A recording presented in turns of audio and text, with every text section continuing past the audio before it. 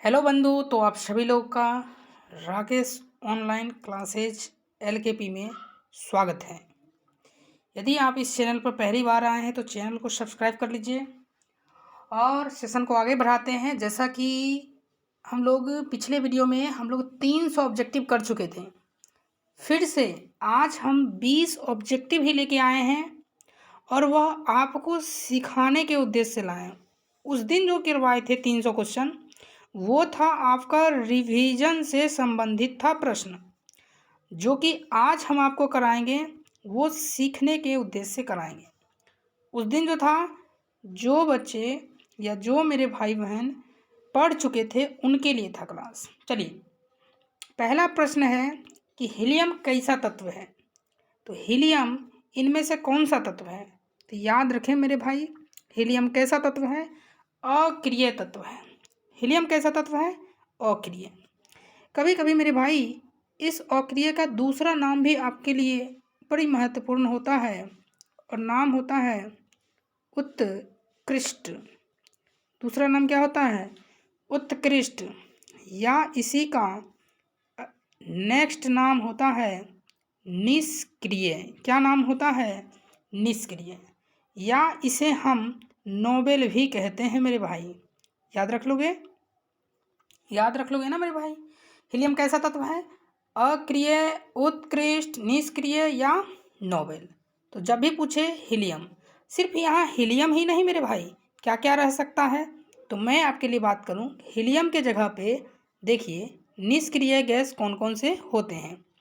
तो निष्क्रिय गैस होते हैं helium, neon, argon, krypton, xenon, radon.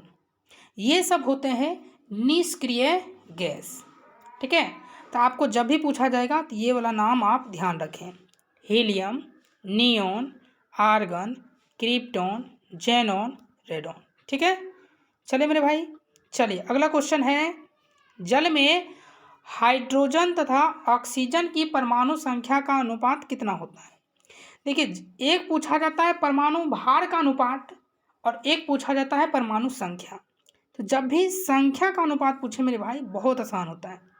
किसका पूछा है? जल का। तो जल का सूत्र क्या होता है मेरे भाई? वो होता है H2O। क्या होता है? H2O। अब देखिए H के कितने हैं परमाणु? H के परमाणु की संख्या 2 और ऑक्सीजन के कितने परमाणु हैं? 1। इसलिए हो जाएगा 2:1। Option number A. ठीक है, चलिए क्वेश्चन नंबर चलते हैं 3। यहाँ पर एक प्रश्न आगे मिलेगा आपको, अमोनिया। तो अमोनिया का सूत्र याद रखें मेरे भाई, NH3 होता है। क्या होता है? NH3। तो NH3 में पूछा जाएगा एगो नाइट्रोजन, है ना? क्या पूछा जाएगा? नाइट्रोजन। और एक पूछा जाएगा हाइड्रोजन की परमाणु संख्या का अनुपात। तो नाइट्रोजन का कितना है? 1 और हाइड्रोजन का कितना है? 3। इस प्रकार से हो जाएगा 1:3।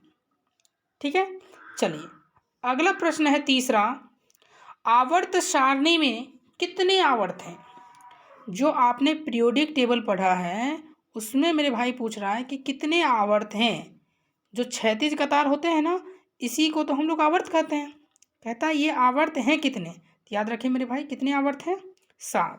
कभी कभार आवर्त ना दे करके आपसे पूछ लेगा कितने पीरियड हैं, कितने पीरियड हैं या कितने क्षैतिज हैं। तो कितने क्षैतिज हैं मेरे भाई?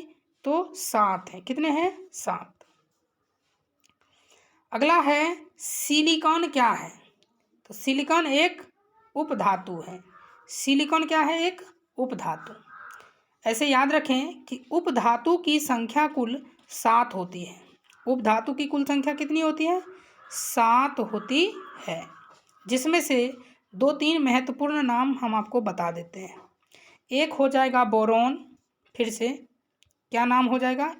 एक नाम हो जाएगा आपका बोरोन, बी फॉर बोरोन। एक हो जाएगा सिलिकॉन, है ना? सिलिकॉन। एक हो जाएगा germanium, germanium, boron, silicon, germanium. एक होता है अभी जगह नहीं है, इतना ही। बोरॉन, सिलिकॉन, जर्मेनियम, ये 3 बड़ी महत्वपूर्ण है। अगला है एकल बंध एक पूछ वाला OH। एक पूछ वाला OH को क्या कहते हैं मेरे भाई? एल्कोहल कहते हैं। क्या कहते हैं? एल्कोहल।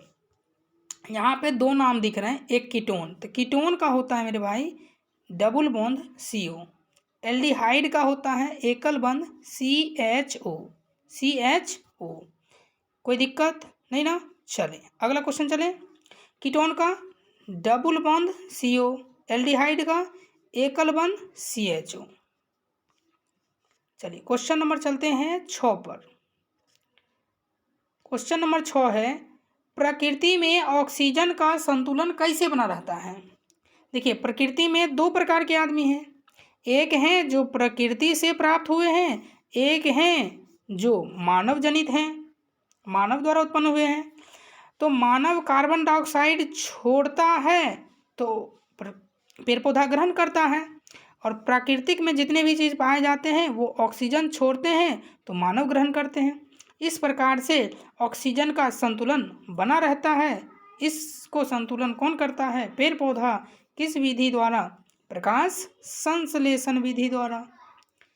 कहता है पौधों में श्वसन की क्रिया जब होती है, पौधा जब श्वसन लेता है, तो पौधा बताइए श्वसन में क्या लेता है?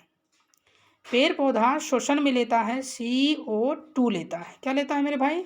CO2। जब वो लेता है तो उसके अंदर जो ऊर्जा होती है वो ATP के कारण टूट जाती है, और टूट के कितना ऊर्जा मुक्त होती है? तो 30.5 किलो जूल प्रति मोल होती है। अगला है कि मानव हृदय में कितने कोष्ठ होते हैं? देखिए, ये जनरली मानव हृदय का मैंने चित्र बनाया। एक्चुअल में ये कोई हार्ट होता नहीं है, ये सिर्फ फर्जी हार्ट है ना। लोग क्या करते हैं, हार्ट बना देते हैं और हार्ट में ऐसे तीर मार देते हैं। जानते हैं मेरे भाई, हार्ट में ब्लड रहता है। क्या रहता है? ब्लड। और यदि इस ब्लड में, हार्ट में ब्लड रहता है, अब ब्लड तो रक्त है, तरल है, और तरल है, यदि आप इसमें छेद कर दीजिएगा मेरे भाई, तो छेद करने से क्या हो जाएगा कि यहाँ पर खाली हो जाएगा। क्या हो जाएगा? खाली हो जाएगा। अब खाली हो जाएगा तो यहाँ से धराधर रक्त गिरने लगेगा, सब रक्त निकल जाएगा, आप मर जाइएगा। तो यहाँ पे चलिए, हमसे पूछा गया है कि मानव हृदय में कितने कोष्ठ पाए जाते हैं। मानव का हार्ट जनरली बना लिए, इसे आप 2 भागों में बांट दीजिए। एक ऐसे देखिए, 2 चैम्बर हो गए, 4 चैम्बर। कितने चैम्बर हो गए? 4। 1 2 3 4। कोष्ठ को चैम्बर भी कहते हैं। तो कितने चैम्बर होते हैं? 4। याद रखें, ऊपर वाले 2 चैम्बर को अलिंद कहते हैं, और नीचे वाले 2 चैम्बर को निलय कहते हैं। क्या कहते हैं? निलय। क्वेश्चन नंबर 9 है, मानव हृदय का औसत प्रकुंचन दाब कितना होता है? देखिए, एक नॉर्मल जो बीपी होता है, क्या चीज़? नॉर्मल जो बीपी होता है वो होता है 120/80 mmHg। क्या लगता है? mm का अर्थ क्या होता है? मिलीमीटर। और यहाँ Hg जो होता है वो होता है पारा, उसमें भरा रहता है, पारा ही तो ऊपर नीचे जाता है। तो ये जो 120 है इसे हम बोलते हैं प्रकुंचन। क्या बोलते हैं? प्रकुंचन। और नीचे जो 80 होता है इसको बोलते हैं अनुशीतलन। क्या बोलते हैं मेरे भाई? अनुशीतलन बोलते हैं। क्या बोलते हैं? अनुशीतलन। अब इसे याद कैसे रखेंगे कि कौन क्या है? तो फिर से देखिए, नॉर्मल बीपी कितना होता है? 120/80। 120 क्या है? प्रकुंचन। नीचे वाला क्या है? अनुशीतलन। अणु। तो अ से अणु, अ से 80, अ से अणु, अ से 80। याद हुआ? चलिए, 10वां है, पौधों में वाष्पोत्सर्जन। जो पत्ती होता है ना, पत्ती, पेड़ पौधा में जो पत्ती पाई जाती है उस पत्ती से क्या होता है? वाष्पोत्सर्जन होता है। तो किस भाग से होता है? पत्ती भाग से होता है। चलिए, क्वेश्चन नंबर 10 है। 10 के बाद हम लोग चलते हैं 11। कहता है कृत्रिम वृक्क। वृक्क जिसे हम लोग अंग्रेजी में क्या कहते हैं? किडनी कहते हैं।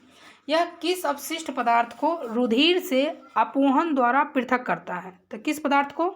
नाइट्रोजन को बाहर निकालता है। किसको? नाइट्रोजन को। हाइड्रा में प्रजनन, देखिए हाइड्रा एक जीव है, ऐसा रहता है ना, ऐसा ऐसा रहता है हाइड्रा, ऐसा जीव रहता है ना। अब ये क्या होता है, जैसे यहाँ उभार आ गया, ठीक है, ये उभार आ गया ये वाला, तो कुछ समय बाद धीरे धीरे ये बड़ा होगा, है ना। और ये बड़ा होना मुकुल कहलाता है। क्या कहलाता है? मुकुल। और जब ये बहुत बड़ा हो जाएगा तो ये टूट करके गिर जाएगा नीचे और एक नया पौधा बना लेगा, उसी को मुकुलन कहते हैं। और यह जो गुण होता है दो जीव में पाया जाता है, एक का नाम है हाइड्रा, दूसरे का नाम है ईस्ट। क्या नाम है दूसरे का? ईस्ट। ये बहुत बार क्वेश्चन पूछा गया है कि बताइए मुकुलन द्वारा प्रजनन किसमें किसमें होता है? तो एक हाइड्रा में और दूसरा क्या याद रखेंगे? ईस्ट में। किसमें? ईस्ट में। चलिए 13 प्रश्न है। अपवर्तनांक जिसे हम इसे म्यू बोलते हैं, देखिए इसको बोलते हैं यू, इसे बोलते हैं म्यू, यू म्यू। तो कहता है म्यू का मान क्या होता है? तो म्यू का मान होता है ऊपर में भी साइन नीचे भी साइन। अब कन्फ्यूजन रहता है कि आई होगा कि आर। तो याद रखें ABCD में आई पहले आता है, आर बाद में आता है, इसलिए sine i by sine r, option number B. दाढ़ी जो बनाते हैं उसमें कौन सा दर्पण उपयोग करते हैं? समतल। ऐसे लोग यहाँ पर कर लेते हैं कि घर वाला ही दर्पण उपयोग कर लेते हैं, लेकिन समतल में क्या होता है, आप जैसन हैं वैसने दिखेगा। लेकिन एक दर्पण है अवतल, ये क्या करता है, आपके चेहरा को बड़ा बड़ा करके दिखाता है। आप दुबले पतले भी हैं तो मोटे मोटे करके दिखाएगा, और दाढ़ी बनाना है तो कहीं कट ना जाए तो मोटा मोटा दिखना चाहिए। इसका मतलब अवतल दर्पण बड़ा बड़ा करके प्रतिबिंब बनाता है। कहता है स्पेक्ट्रम में, जो स्पेक्ट्रम होता है, कहता है इसमें किस रंग का झुकाव अधिक होता है? देखिए जब भी स्पेक्ट्रम होता है तो इसमें 7 रंगों, 7 रंग, 3 3 6 7 रंग, है ना, जिसमें से सबसे ऊपर में होता है लाल रेड, और सबसे नीचे में होता है बैगनी। क्या होता है? बैगनी। कहता है किस रंग का झुकाव, देखिए जो ऊपर है वो कम झुकता है, जो नीचे है वही ज़्यादा झुकता है, और जो झुकता है वही उठता है ना, इसलिए क्या हो जाएगा? बैगनी। क्वेश्चन नंबर अगला ये 16। कहता है विद्युत फ्यूज विद्युत धारा के किस प्रभाव पर कार्य करता है? ऊष्मीय प्रभाव पर। किस प्रभाव पर कार्य करता है मेरे भाई? ऊष्मीय। कहता है किसी कुंडली का प्रतिरोध ज्ञात करने का सूत्र क्या होता है? देखिए एक होता है ओम का नियम होता है V बराबर IR।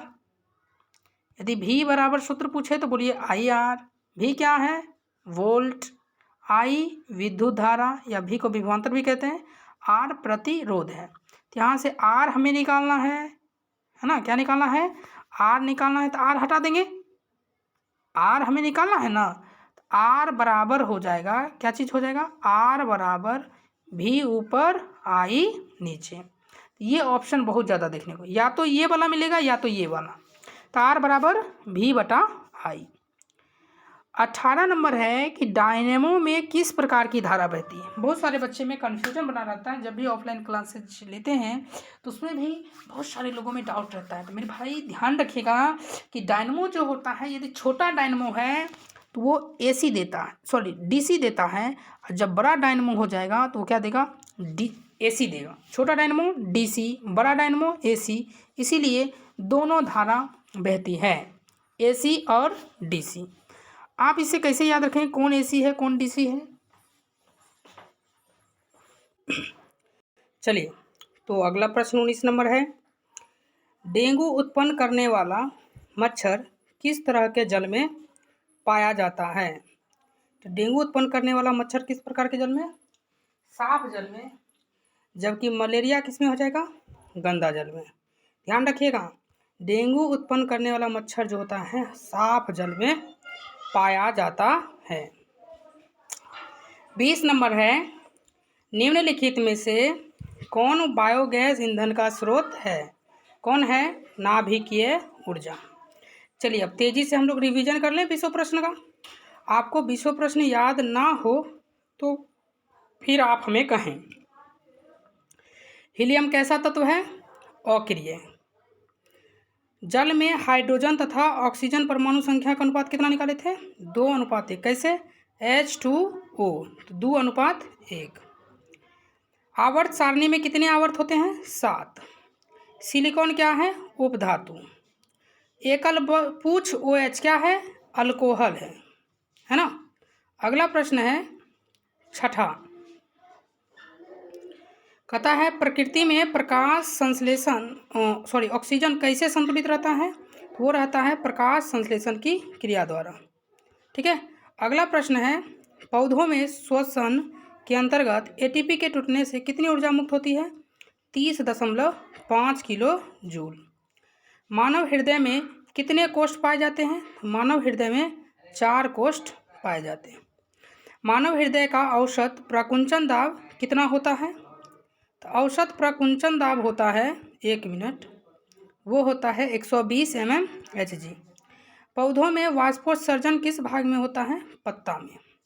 चलिए क्वेश्चन नंबर 11 है, कृत्रिम वृक्क किन अपशिष्ट पदार्थों को बाहर निकालता है? नाइट्रोजन। हाइड्रा में प्रजनन की कौन सी विधि होती है? मुकुलन। निम्नलिखित में से माध्यम यानी अपवर्तनांक का मान क्या होता है? sin I/sin R। दाढ़ी बनाने में कौन सा दर्पण होता है? अवतल। स्पेक्ट्रम में किस रंग का झुकाव अधिक होता है? बैगनी। चलिए अगला प्रश्न हम लोग करें। प्रश्न संख्या 16, विद्युत फ्यूज विद्युत धारा के किस प्रभाव पर कार्य करता है? ऊष्मीय। किसी विद्युत कुंडली का प्रतिरोध यानी R का सूत्र क्या होता है? V/I। अगला प्रश्न है डायनेमो से किस प्रकार की धारा बहती है? दोनों धारा। डेंगू उत्पन्न करने वाला मच्छर किस प्रकार के जल में? साफ जल। निम्नलिखित में से कौन बायोगैस ईंधन का स्रोत नहीं है? नाभिकीय ऊर्जा। चलिए इसी प्रकार के वीडियो को पाने के लिए आप राकेश ऑनलाइन क्लासेज LKP को सब्सक्राइब करें। ठीक है। हेल्पफुल वीडियो लगी हो तो ज़रूर लाइक कर दें और कमेंट में आप अच्छा सा कमेंट, प्यारा सा कमेंट कर सकते हैं। चलिए मिलते हैं इसके पार्ट 2 में 20 क्वेश्चन करते हैं, अच्छे से डिस्कशन करेंगे प्लस रिवीजन करेंगे।